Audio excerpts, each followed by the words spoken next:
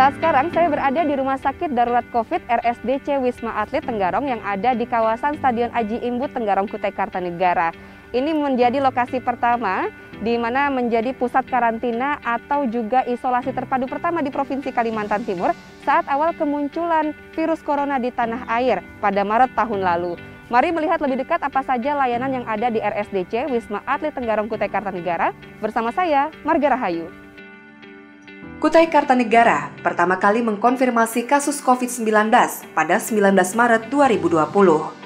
Tak berlangsung lama, pemerintah daerah Kabupaten Kukar lewat Satuan Gugus Tugas Percepatan Penanganan COVID-19 langsung melakukan strategi cepat dalam penanganan kasus ini.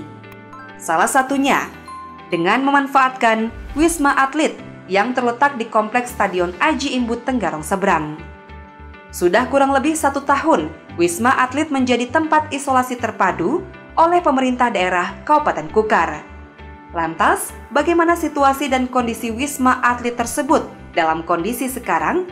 Dan apa saja inovasi yang terus dikembangkan oleh pemerintah Kabupaten Kutai Kartanegara? Selengkapnya, mari ikuti perjalanan kami di RSDC Wisma Atlet Tenggarong.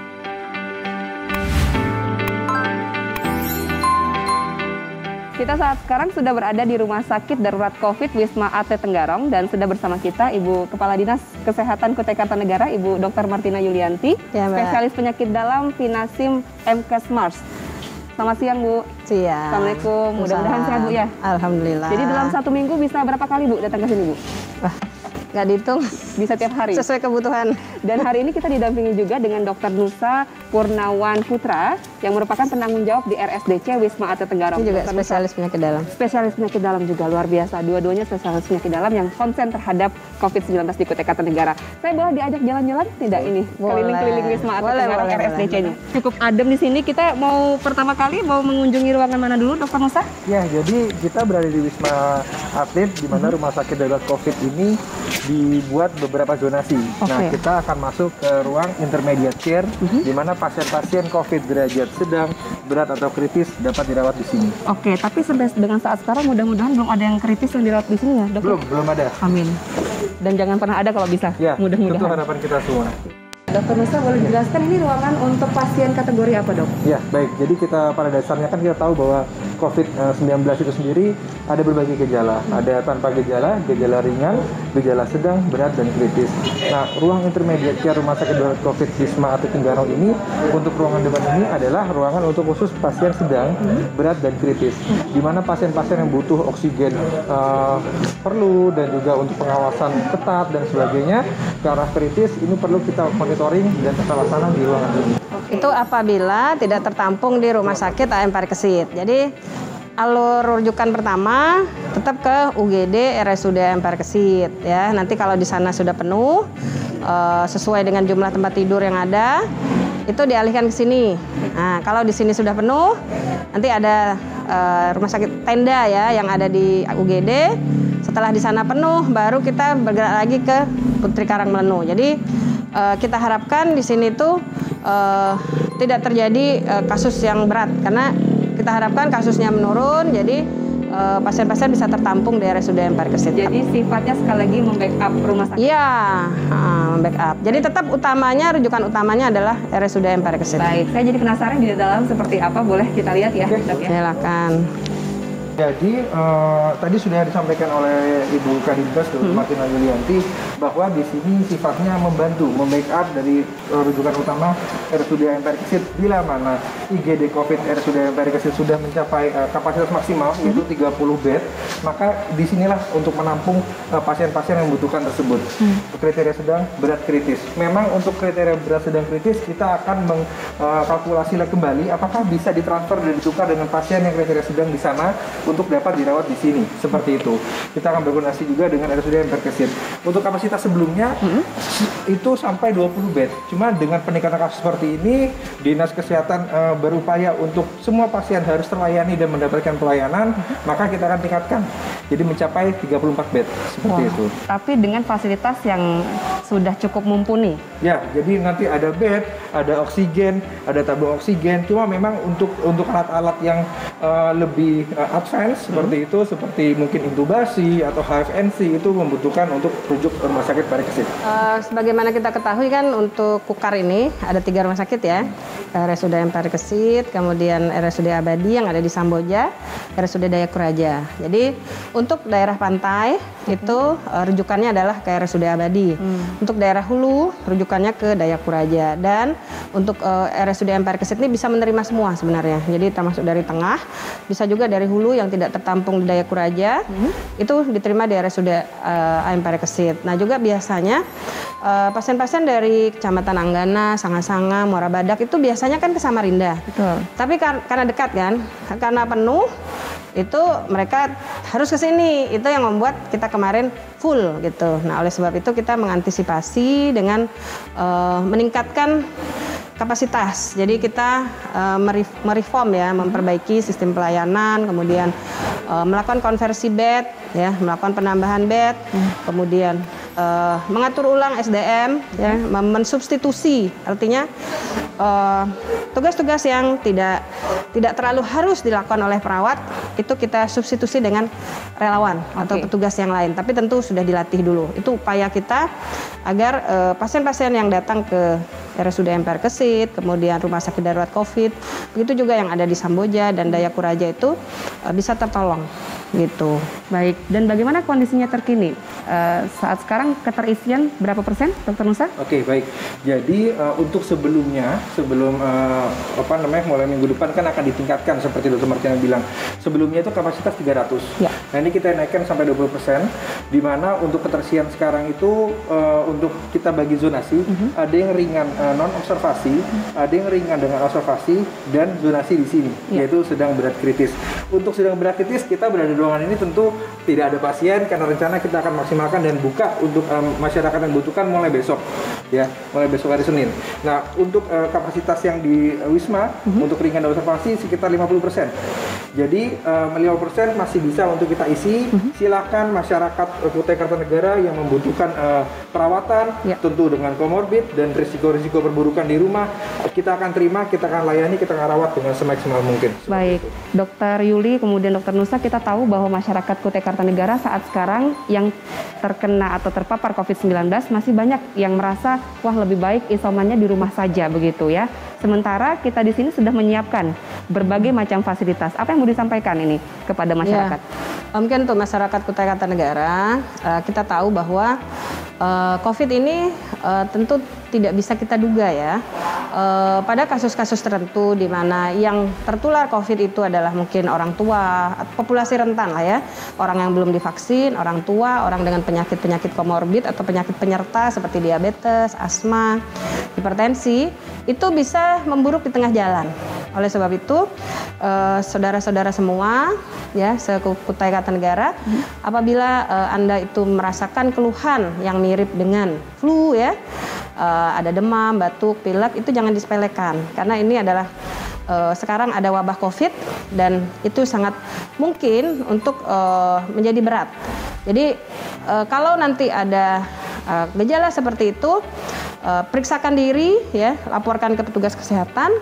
Apabila Anda misalnya belum divaksin sama sekali, kemudian usia lanjut atau pralansia ya, 45 ke atas, kemudian ada diabetes atau riwayat keluarga diabetes, ada asma, obesitas atau kegemukan, sebaiknya jangan isoman ya.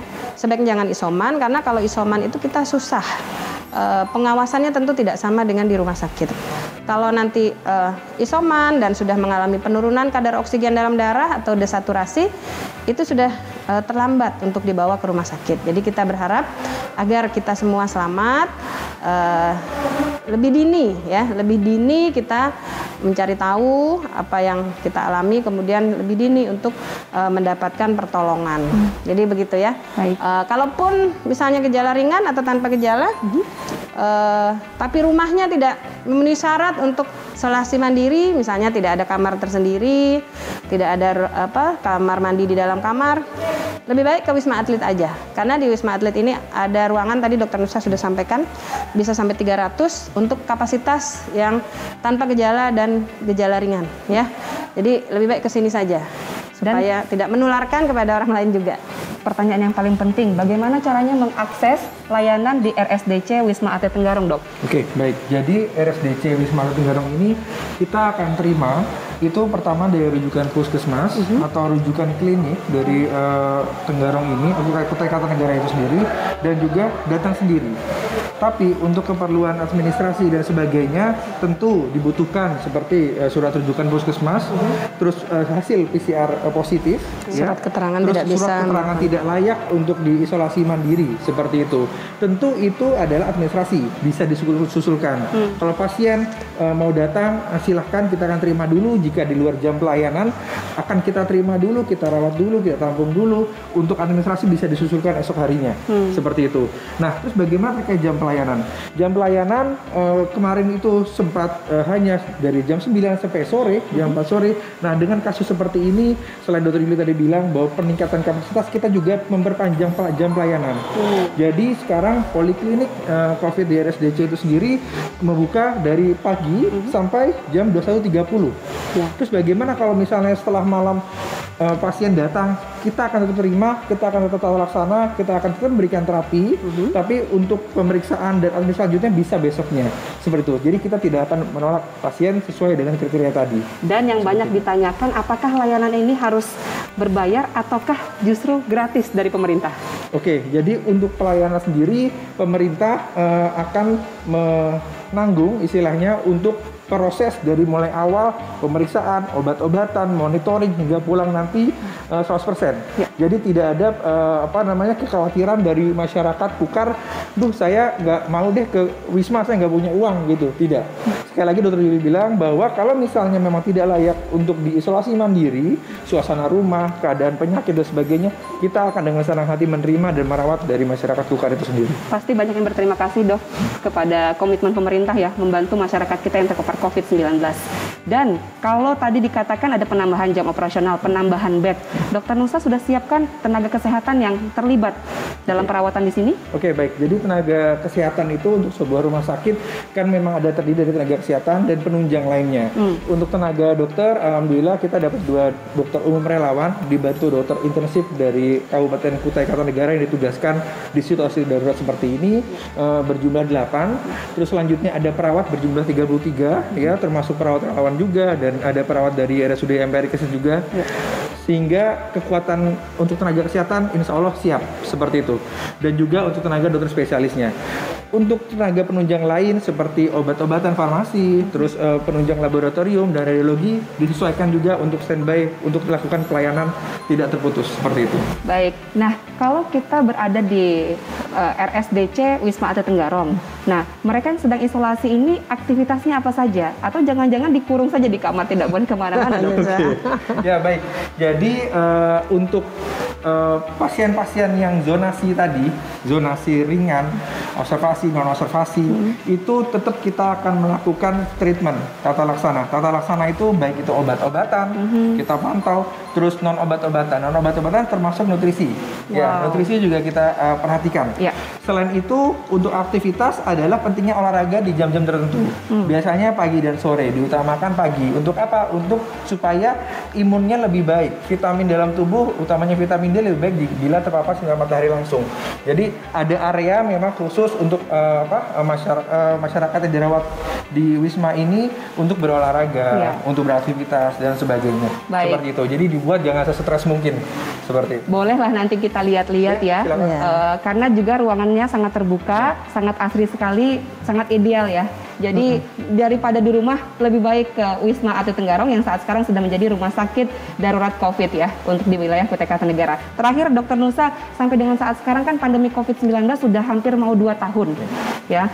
Mungkin selama 2021 saja sudah berapa banyak warga masyarakat Kutai Kartanegara yang mengakses layanan isolasi di RSDC ini? Oke, berdasarkan data dari Januari 2021 sampai Juli 2021 sudah 1.190 masyarakat Kutai Kartanegara yang melakukan perawatan isolasi mandiri terpusat di Rumah Sakit Darurat COVID Wisma Atlet Tenggarong ini. Dan masih sangat terbuka untuk masyarakat lain yang ingin isolasi ya secara terpadu, kemudian juga terpantau nutrisi maupun aktivitasnya di RSDC Wisma Atlet Tenggarong.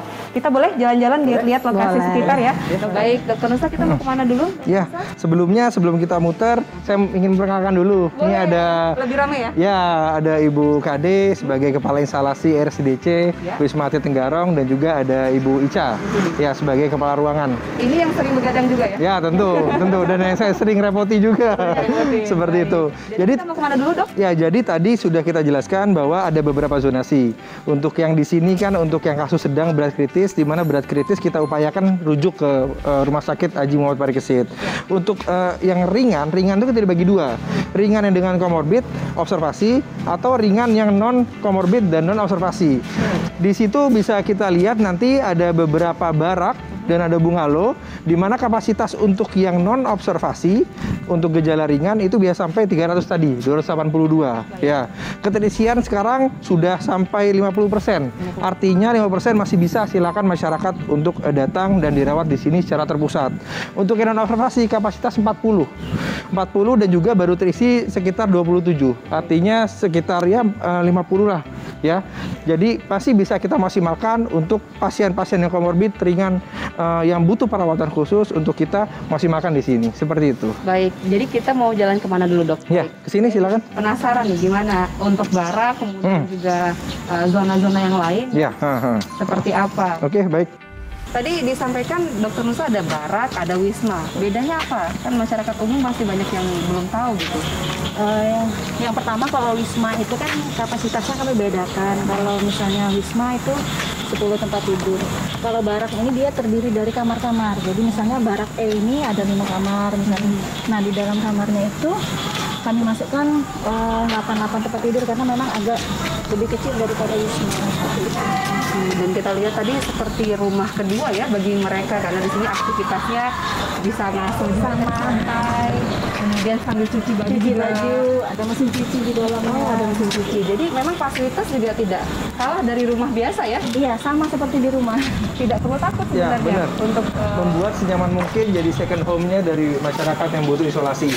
Di satu sisi dia nyaman di sini, di satu sisi dia merasakan ketenangan, keluarganya aman di rumah. Seperti betul. itu. Ketenangan itu yang paling penting Ya, untuk menaikkan benar. imun ya, Dok. Benar.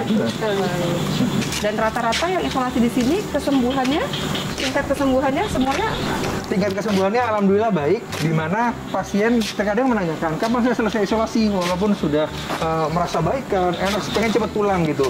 Cuma berdasarkan panduan dari Satgas untuk COVID-19 itu sendiri ada kriterianya seperti itu. Kayak misalnya pasien yang tanpa gejala, dia 10 hari dari pemeriksaan swabnya yang positif. Kalau misalnya pasien dengan gejala ringan, dia 10 hari ditambah 3 hari bebas gejala dari yang dikeluhkan tersebut, seperti itu. baik. Ya. Saya jadi penasaran untuk para pasien di sini, Dok. Apakah makan dan minum mereka terjamin atau tadi saya lihat sepertinya ada keluarga juga yang datang bawa makanan? Makan dan minum pasien semuanya terjamin sudah disediakan dan sehari itu mereka dapat makan 3 kali sehari. Mereka juga dapat snack, mereka juga dapat minum. Jadi bentuk minumannya itu disediakan dispenser di setiap barak ada. Jadi semua fasilitas sudah terpenuhi dengan nyaman di sini. Oke, jadi jangan pernah berpikir kalau di Wisma Atlet di RSDC tidak disiapkan apa-apa gitu.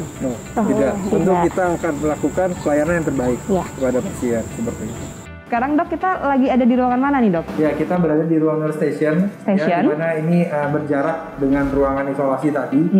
Di mana di sini aktivitas untuk misalnya dokter spesialis visit atau misalnya ada dokter umum dan dokter intensif untuk mengakses pasien, memfollow up dan menterapi itu dengan supervisi spesialis di sini untuk diskusi. Di sini juga ada teman-teman perawat, di mana dia akan mungkin untuk menyiapkan obat, mengantarkan obat, dan memantau monitoring seperti di papan tulis, memonitoring misalnya pasien dengan kencing manis, kita monitoring ada yang 8 jam, per 12 jam sesuai dengan kondisi pasien seperti itu. Di sini ada Dokter Hamda sebagai dokter umum, dokter relawan. Jadi kita rekrut ada dokter relawan Kabupaten Kutai Kartanegara, sudah bergabung juga membantu situasi sulit seperti ini. ada dokter kita sebagai dokter internship di Kabupaten Kutai Kartanegara bersama teman-temannya juga yang membantu tugas untuk pelayanan di Rumah Sakit Darurat Wisma Atlet ini. Oke. Dok, dengan ruangan yang sangat asri seperti saat sekarang betah ya di RSDC Wisma Atlet ya dok ya? Baik, nanti kita coba bisa bincang-bincang lah dengan dokter yang ada di sini. Tapi saya tertarik, dari tadi di belakang saya ada terlihat dari CCTV. Yang dipantau apa nih dok? Oke, baik. Ya, jadi ini adalah ruang monitoring juga ya. Jadi kita ini termasuk unggulan lah untuk rumah sakit darurat di Kalimantan Timur, di mana kita kapasitas cukup mumpuni, terus untuk monitoring dan pelayanan juga sudah cukup baik. Jadi pasien-pasiennya bilang tadi ada regio di mana dia zonasi untuk ringan dan observasi atau dengan komorbid, kita ada pasang CCTV di sana.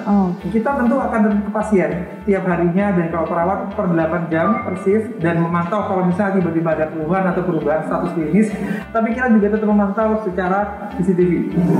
Jadi aktivitas atau mungkin ada problem di pasien tersebut, kita tetap pantau di zonasi yang observasi tersebut. Dan ini 24 jam? 24 jam. Luar biasa. Dan pelayanan dokter-dokter, perawat juga 24 jam di sini. Luar biasa. Ya. Kalau gitu saya mau langsung tanya dengan dokter-dokter yang ada di sini, boleh ya? Iya, kita sudah sama Dokter Hamdan. Dokter Hamdan, suka dukanya apa sih menjadi dokter relawan di RSDC? Sukanya tuh karena lingkungannya mendukung kakak-kakak semua di sini, terutama Dokter Nusa sebagai pendamping kami, konsulen kami. Beliau sangat menemani kami di semua kegiatan kami. Di sini juga banyak yang membantu kami bekerja sama tim. Ya. Akhirnya kami bekerja dengan happy. Oke, jadi akan terus mengabdi di RSDC? Insya Allah. Insya Allah. Oke. Terima kasih banyak Dokter Hamdan ya. Kalau dokter yang muda-muda seperti ini, Dokter Nusa, saya yakin ya imun para pasien lebih cepat sembuh, ya, lebih tinggi gitu ya. Saya juga termasuk muda kan? Iya, yang muda-muda, yang berkarya. Dan ini ada perawat, dok, kita ganggu sebentar boleh ya dok ya? Hai, pada mau kemana? Mau datangi pasien observasi. Boleh, saya ganggu sebentar ya, nggak masalah ya. Jadi pakai hazmat gini, serba tertutup, panas nggak sih? Panas sekali. Panas sekali, kelihatan sih keringatan. Tapi kayaknya tetap semangat. Iya, memang harus tetap semangat karena kita kan tetap harus profesional dalam menjalankan pekerjaan kita. Luar biasa. Tapi sebenarnya takut nggak sebagai perawat relawan terpapar COVID? Apalagi ini kan semuanya orang-orang yang kita sudah tahu mereka terpapar begitu. Takut sekali sebenarnya, tapi kan kita sudah menggunakan APD lengkap sesuai dengan apa yang telah dianjurkan. Dan kita juga tetap harus safety kepada diri kita sendiri dan keluarga kita yang ada di rumah. Terima kasih ya teman-teman sudah berjuang di garda terdepan. Tapi kita sayangnya nggak bisa ikut ya, karena harus ke tempat yang sekarang sedang terpapar dan mereka sudah pakai APD, saya tidak, jadi saya tidak ikut. Selamat bertugas ya, tetap semangat dan hati-hati. Dan di sini dok nampaknya pasien juga bebas saja ya keluar masuk di depan begitu ya, supaya tidak bosan di dalam ruangan saja begitu ya. Benar-benar untuk meningkatkan imun juga seperti itu. Tapi tetap menjaga jarak ya. Tetap. Ini seperti Mbak yang satu ini nih, kita mau tanya dulu. Mbak gimana kabarnya Mbak, sehat? Alhamdulillah. Alhamdulillah. Sudah berapa hari Mbak di sini? Sudah 12 hari. 12 hari. Betah Mbak? Betah. Kalau betah berarti pelayanannya bagus ya Mbak ya? Alhamdulillah di sini bagus. Yang bagus apanya Mbak? Hah? Yang bagus apanya? Di sini makanannya terpantau, kita status gizinya dihitung, terus pemeriksaan kesehatan kita juga rutin. Biasanya kalau dengan kondisi khusus seperti saya itu per 8 jam selalu diperiksa tanda-tanda vitalnya. Wah luar biasa ya. Jadi tapi meskipun betah tetap pengen pulang ke rumah ya? Pastilah, tapi dalam kondisi yang lebih sehat. Amin ya gitu, rabbal supaya alamin. tidak menularkan ke anggota keluarga yang lain. Amin. Mudah-mudahan cepat sehat, cepat kembali berkumpul bersama keluarga ya Mbak. Amin. Amin ya rabbal alamin. Semangat Terima Mbak. kasih dokter. Ya. Jadi memang seperti itu kita tekankan bahwa pasien secara aman klinis tapi juga harus aman kepada keluarga di rumah juga kalau misalnya kita mau memulangkan seperti itu. Baik. Dokter Nusa, terima kasih banyak sudah diajak jalan-jalan yang melihat bagaimana pelayanan di Rumah Sakit Wisma Atlet ya Tenggarong, Rumah Sakit Darurat COVID tepatnya begitu ya. Apa yang mau disampaikan kepada masyarakat dok? Ya baik, terima kasih sebelumnya Mbak. Jadi saya sampaikan lagi kepada masyarakat Kutai Kartanegara bahwa RSDC ini hadir untuk masyarakat. Jadi untuk kalian yang membutuhkan perawatan isolasi terpusat, baik itu yang dengan komorbid maupun yang tidak, namun tidak bisa melakukan isolasi mandiri di rumah, terus juga perawatan pasien-pasien dengan derajat sedang, berat kritis kita prioritaskan untuk ke rumah sakit, seenggaknya kita bekerja sinergi. Karena penanganan pandemi tentu tidak bisa sendiri-sendiri. Rumah sakit darurat COVID Wisma Atlet, Rumah Sakit Ayam Parikesit, Puskesmas, dan seluruh tenaga kesehatan di Kukar, termasuk Satgas, itu bekerja sama, bersinergi. Jangan lupa peran masyarakat juga penting untuk menerapkan protokol kesehatan, untuk menekan kematian yang tinggi, terutama pada saat isolasi mandiri, termasuk penularan juga yang masih tinggi, itu harus kita tekan bersama-sama. Tentu tidak ada yang sempurna, kita harus tutupi untuk bekerja sama dengan lebih baik, seperti itu. Baik, terima kasih banyak untuk dokter. Mungkin bagi yang belum bisa mengakses ya, adakah call center ini, Dok? Jadi call center yang dibuka oleh Dinas Kesehatan Kabupaten Kutai Kartanegara ada 2 line. Jadi bagi masyarakat, Bapak, Ibu, saudara-saudara semua, teman-teman semua dapat mengunjungi Instagram dari Dinas Kesehatan Kabupaten Kutai Kartanegara, termasuk websitenya untuk mendapatkan kontak tersebut, call center tersebut, bahwa kita sangat terbuka 24 jam untuk melayani pasien-pasien tersebut. Sekali lagi terima kasih banyak Dr. Nusa Purnawan Putra, spesialis penyakit dalam, sudah memberikan ya penjelasan yang luar biasa rinci terhadap RSDC ini. Semoga semakin banyak masyarakat yang mau mengakses layanan di sini karena Rumah Sakit Darurat COVID di Wisma Atlet Tenggarong sangat siap melayani masyarakat di Kutai Kartanegara. Terima kasih. Assalamualaikum, Dok. Waalaikumsalam warahmatullahi wabarakatuh. Demikian sekilas perjalanan kami di RSDC Wisma Atlet Tenggarong. Semoga menambah wawasan masyarakat Kutai Kartanegara terhadap upaya pemerintah dalam menangani pandemi. Namun, bagaimanapun upaya pemerintah dalam melawan COVID-19, yang paling utama adalah disiplin kita sebagai masyarakat dalam menaati protokol kesehatan 5M. Mari bergerak searah melawan corona.